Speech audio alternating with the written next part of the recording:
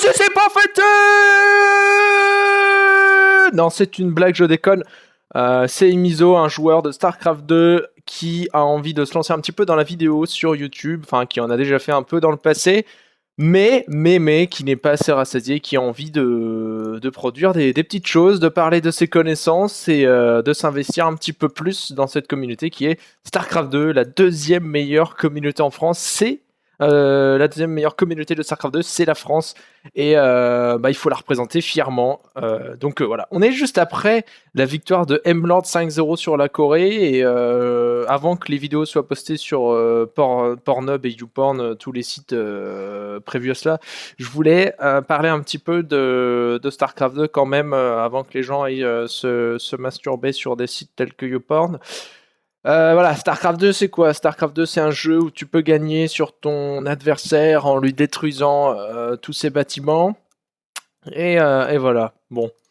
Non, sans déconner, on va parler plutôt de la game que je vous ai choisie.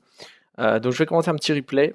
C'est sur chantier. Je sais plus comment ça s'appelle cette map, Antigua quelque chose. Enfin bref, on s'en branle. On est en PVZ avec un petit miso qui est chaud patate, bien sûr. C'est une game de mon ladder, hein, de mes séances ladder qui sont toujours aussi constructives. Et je décide de partir Nexus First contre Zerg, un truc plutôt classique sur cette map où le Nexus peut être défendu assez facilement. Donc voilà, et lui en face, il part sur un build assez classique. Il a fait un hatch first accompagné d'une pool tout de suite derrière, pas de gas first. Bon, sur cette map, c'est plutôt normal. Il y a une choke, une petite choke. Les bases sont pas trop exposées. Pas vraiment besoin de faire un gaz si tôt. Voilà, il a la prise de gaz à 2 minutes. Donc moi, en fait, je voulais vous présenter un peu comment je jouais mon PVZ. Alors, je sais pas si sur cette game-là, je vais la jouer comme j'ai l'habitude de jouer. Je l'ai pris un peu au hasard. Voilà, je voulais faire une première vidéo un petit peu en mode test, hein. Elle sera pas parfaite, que ce soit dans le contenu, dans le commentary, dans la réaction, dans tout ce que vous voulez. C'est une première vidéo, quoi. Donc voilà, soyez indulgents. Ou ne le soyez pas, de toute façon, je m'en fiche. Voilà, je fais ce que je veux encore. C'est plutôt pas mal. Donc moi de mon côté, je suis parti sur un Nexus First, prise des 2 gaz après, double Adept ou double Stalker, tout dépend de vos envies personnelles en fait. Moi j'aime bien sur cette map là faire double Stalker parce que j'aime pas trop qu'on me scoute. Et j'aime bien faire des choses sales sur 2 bases ou des petits builds agressifs et voilà, j'aime pas trop qu'on me scoute. Donc les Stalkers sont là pour supprimer l'Overlord. Parce que bon, maintenant sur LOTV, je me suis rendu compte que les mecs adoraient mettre les Overlords au-dessus de nos bases, vu qu'on part tous adeptes. La meilleure réponse, c'est de pas partir adepte, justement. Essayer de faire du Stalker et de lui bourrer le cul avec ça. Et j'ai vu qu'il y avait une prise de gaz late, si je me trompe pas, en scoutant. Voilà. Ouais. Bon, après, j'ai revu d'autres informations. Mais j'avais vu une prise de gaz late. Donc, quand tu vois ça, ce que tu peux faire, c'est essayer d'être agressif avec du stalker ou avec de l'adepte, justement. Bon, là, je vais faire 5 stalkers. Normalement, on doit s'arrêter à 4, hein. C'est un peu Dixit Lilbo. Au début de l'ETV, c'est lui qui m'a donné un peu cette idée de faire les 4 stalkers. Bon, c'est bien, c'est pas bien. Ça coûte très cher, c'est vrai. Ça coûte très cher, 125,50 par rapport au prix de l'adepte qui est à 125. Ça coûte cher en gaz, ça retarde un peu la robot, ça retarde tous les bâtiments à gaz qui suivent. Mais bon, voilà, moi, je teste, je suis là pour découvrir, on est là voilà, pour apprendre. On n'est pas non plus à un niveau professionnel. Et de toute façon, tout le monde passe par là. Tout le monde passe par la découverte du build, tout ça. Donc là, si je me trompe pas, j'ai vu une phase B3 ou quelque chose de la sorte. Enfin, non, une B3 au timing. Et donc, du coup, je vais essayer de la jouer agressive. Je vais lui faire un bon petit push. Un set get robot. Pour vous montrer que c'est pas parce que LOTV est arrivé qu'on peut plus push avec de la robot. Bien au contraire. Bien au contraire.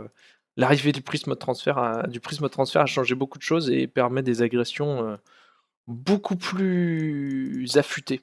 C'est-à-dire que le prisme transfert va permettre de micro-gérer beaucoup plus d'unités qu'avant et ça le rend vraiment très fort. Surtout, il faut pas se dire que ça c'est mon style de jeu ou quoi. De toute façon, enfin, le plus important c'est le mind game. Et là, le mal game, il est que j'ai vu une B3, j'agresse. Je suis obligé d'agresser en tant que Protoss, tout le monde le sait. Soit on agresse avec du drop adept, soit on fait un push, peu importe. Voilà, tout dépend de ce qu'on a vu, tout dépend de comment on voit le plan de jeu. Mais là, voilà, j'avais vu un bâtard roach early faire de l'adept, ça aurait été un petit peu bête. Un petit peu bête, où il aurait fallu le gérer très très bien pour le rentabiliser. Du coup, je vais push sur un set get robot. Ou alors, attendez, je vérifie bien. Ouais, je suis sur un set get robot. Bon, c'est un peu all-in, hein. Je vous dis, hein, la game a été sélectionnée un petit peu au hasard. Enfin, le fond, c'est pas ça. Je voulais surtout m'entraîner un petit peu au cast et voir un peu ce que ça donnait. Donc là, j'utilise le force feed parce que c'est toujours aussi bien, hein. C'est pas parce qu'on est sur LOTV que c'est de la merde, même s'il y a du ravageur.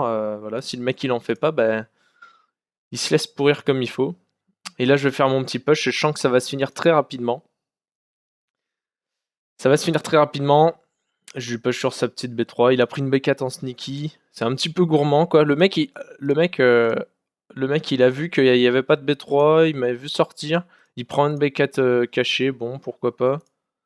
Ça va pas lui servir à grand chose quand il sera mort, quoi.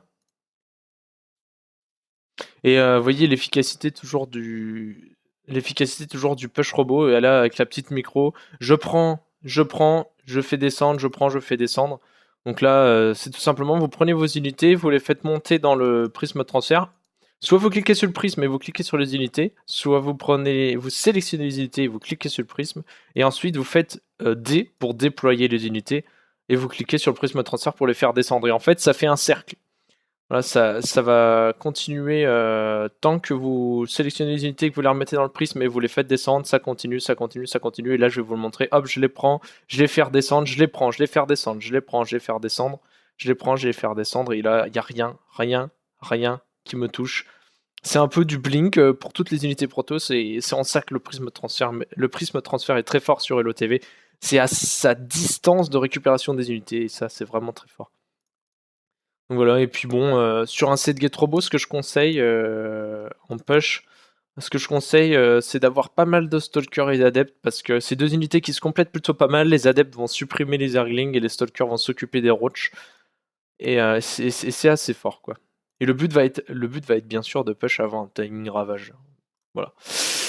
Bon, c'est tout pour cette première game. Je vais poster 2-3 casts d'affilée, je pense, parce que je vais essayer de trouver une game intéressante à commenter.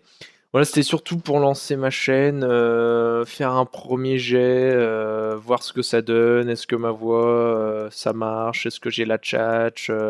Est-ce que c'est intéressant à voir? Est-ce que j'ai la réactivité au niveau du cast? Tout ça. Bon, on va voir tout ça. Donc je vous fais des bisous et à une prochaine vidéo.